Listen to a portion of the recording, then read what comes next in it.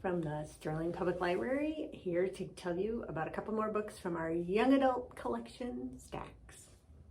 So the first one I want to talk about is this one, and this came out a couple months ago, and it's called This Golden State by Marit Weisenberg.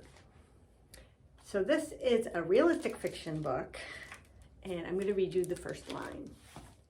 In the dim pink light of the girls' high school bathroom, I took apart the DNA test kit. So this book is about Poppy, who's 17 years old, and she lives with her parents and her little sister, and they're on the run. So they've only ever lived in one place for a few months at a time.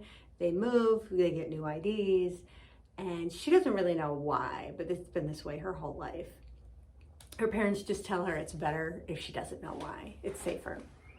Her family is very loving. She loves her parents, they love her, and the family is very close, but she always wonders.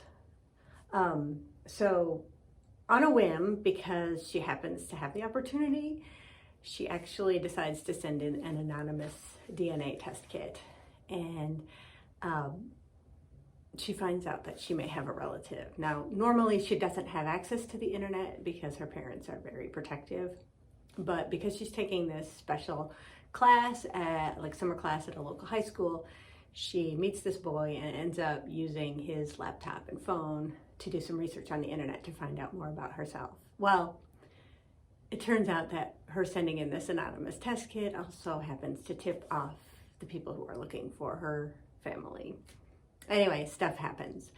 It was a really, really interesting book. The premise was interesting, and I really liked Poppy as a character. She really wants more for herself, but she doesn't want to hurt her family because she does love them, and she really has to figure out what that means for her.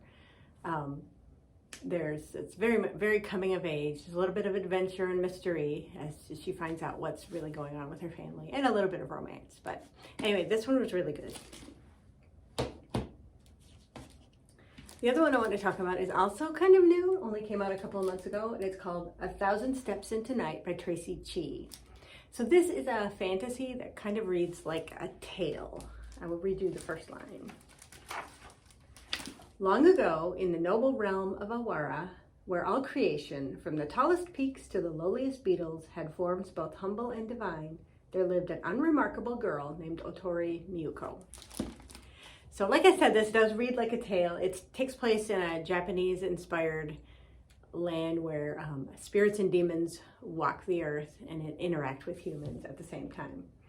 So Miyuko is a very ordinary girl, as the first line says. She's part of the servant class in a society that already treats women as second-class citizens. And she lives with her father running an inn. Well, she gets cursed by this demon and realizes that she needs to get this curse broken as soon as she can to save herself and her family and the world. Anyway, so it sends her on a bit of a journey, an adventure, where she meets all sorts of different spirits and humans and demons, and it was really kind of fun, a very fun quest that she goes on. But the thing I really liked about it is Miyuko herself, because she is very ordinary. She's not like beautiful, she's not super strong, she's not really anything but ordinary, but she's plucky, and she decides she's going to see this thing through. And it's, like I said, it's a fun adventure. Like I said, it reads like a tale, like a fairy tale. I really enjoyed it. And if you like sort of comic animalish sidekicks, this is also good because there's lots of interesting characters in this book. Okay, that's all I have for you today, and I will see you next time from the Stacks.